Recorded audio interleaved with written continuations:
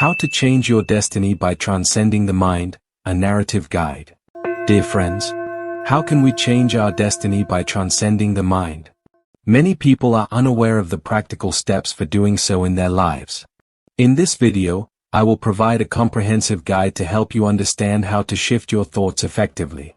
Transcending the mind means shifting our thoughts from being controlled by the mind to being guided by consciousness. When we are controlled by our minds, we are at the mercy of our thoughts and emotions. We react to situations automatically, without awareness or choice. This can lead to a lot of suffering, as we are often driven by our fears, desires, and attachments. When we transcend the mind, we are able to step back from our thoughts and emotions and observe them with awareness. We can see that our thoughts are not always true or helpful, and that our emotions are often fleeting and unreliable. This allows us to make choices based on our values and intentions, rather than being driven by our automatic reactions. Shifting our thoughts from being controlled by the mind to being guided by consciousness is a gradual process that requires practice and dedication. However, it is a journey that is well worth taking, as it leads to greater freedom, peace, and happiness.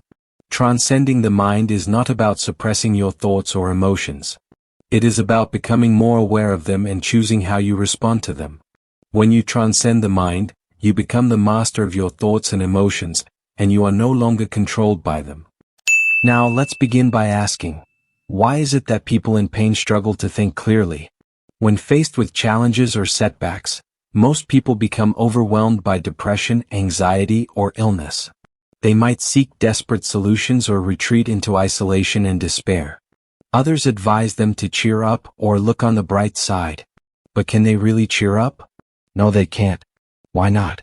Because they are still operating at the level of the mind.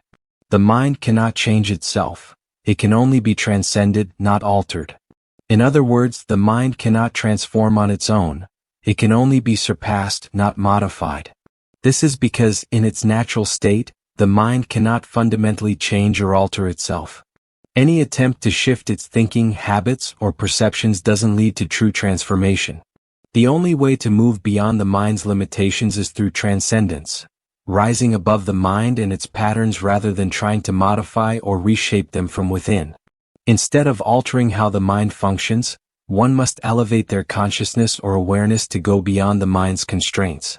The key lies in transcending thought patterns, not just adjusting or improving them. The belief that the mind can change itself is a common misconception that prevents people from truly shifting their thoughts. If we define shifting thoughts as merely replacing one idea with another, we misunderstand the process. This approach only aligns us with a new set of mental patterns, without actually breaking free from the mind's limitations. True shifting of thoughts involves transcending the mind's automatic thought patterns, allowing consciousness to emerge, and fundamentally altering the frequency of our inner energy field. This process gradually breaks us free from our predetermined destiny and leads to a complete transformation. So, what is the difference between mental alignment and true shifting of thoughts? How can we distinguish between the two? The key difference lies in whether or not we bring awareness to our thoughts, stepping back to observe them objectively. Imagine that when you are in the midst of emotional turmoil, you can quickly become aware of your thoughts and, through deep and patient self-observation, identify the underlying beliefs that are triggering those emotions. This is introspection, the first and most crucial step in shifting your thoughts. Shifting thoughts without introspection is not true shifting. Why do I emphasize the importance of introspection for shifting thoughts? Because you need to know who is actually doing the shifting. Who is the subject engaged in this process? Is it the physical body? The brain and its thoughts? No, in the process of introspection, the true master is quietly emerging. This is your consciousness. Only when you exist as a complete consciousness are you truly free. At this point, you have stepped out of the mind's binary oppositions and transcended the thoughts you previously identified with. Introspection helps you detach from your mind's control and return to consciousness and the present moment. Through introspection, you become the master of yourself. The thoughts that were once your identity dissolve in an instant. When you are no longer your mind, the ego disappears. At this moment, your mind and thoughts become tools that you can harness and use effectively. You have transformed from a slave to your thoughts into a rider of the mind, a master who uses their mind as a tool. The difference between these two states is the difference between consciousness and unconsciousness, between being a master of your emotions and a slave to them, between an enlightened being and an ordinary person. And the shifting of thoughts that we often refer to can only occur when you have complete consciousness, because consciousness is the subject of the shifting process. It is the prerequisite for true transformation. It's like a computer. To input a new program, you must be the programmer outside the computer, not the computer itself. This explains why words of encouragement from others cannot help you when you are in pain. When you stop reacting automatically to your mind's patterns, you can truly transform the negative energy that has accumulated within you over time. As your inner energy field shifts from low frequency, negative emotions to high frequency, positive emotions, your destiny will inevitably change. However, all of this requires your conscious involvement. This is the truth about shifting thoughts. Here's an example. Imagine that you are walking down the street and accidentally slip on a banana peel. Looking at your bruised knee and soiled clothes, your mind immediately generates judgmental thoughts. The person who threw this banana peel is careless. I'm so unlucky today. These thoughts trigger your emotions, which magnify the situation, and the emotions in turn reinforce the thoughts. It's a vicious cycle that can lead to anger, sadness, and frustration. Can you change the fact that you slipped on a banana peel? No. Can you change the fact that you are experiencing emotions because of it? No, because that is also a reality. So, the only place you can focus your attention is on changing your perception, your judgments about the situation. This is where you can make a difference. When your thoughts and judgments change, your negative emotions will naturally dissipate. But at this point, you face another challenge. Many people try to persuade themselves to think positively, but they soon hit a wall and realize they can't convince themselves. This is because they are using their minds to oppose their minds. That is the wrong approach. Instead of suppressing your old thoughts with new ones, or creating a binary opposition of good and bad, simply acknowledge the current emotion and the underlying thoughts that are triggering it.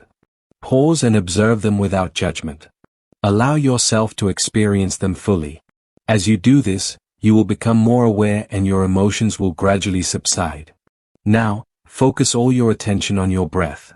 Follow the air as it enters and leaves your body. This creates a space for consciousness to enter and fill you with its presence.